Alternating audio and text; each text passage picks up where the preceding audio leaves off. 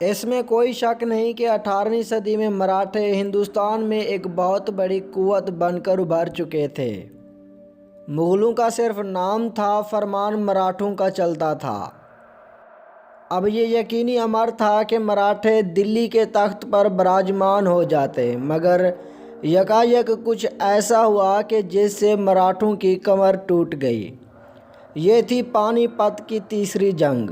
احمد شاہ ابدالی ہندوستان پر حملہ آور ہوئے۔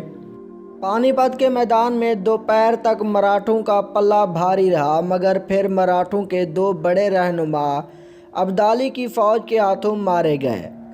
وہ تھے سداشی راؤ جی اور ان کے بیٹے وشواس راؤ جی۔ ان دو مہان شخصیات کی وفات نے مراٹھوں کے حوصلے پست کر دیے۔ پھر 70,000 مراٹھے قتل ہوئے اور کئی ہزار قیدی بنے۔ مراٹھوں کا ہندوستان پر راج کا سپنا چکنا چور ہو گیا۔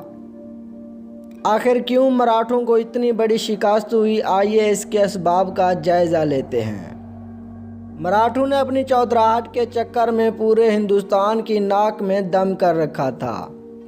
ہر طرف ان کے حملے تھے، تقریباً سب ہی ان سے خفا تھے، لہٰذا ابدالی کے خلاف کسی نے ان کا ساتھ نہ دیا۔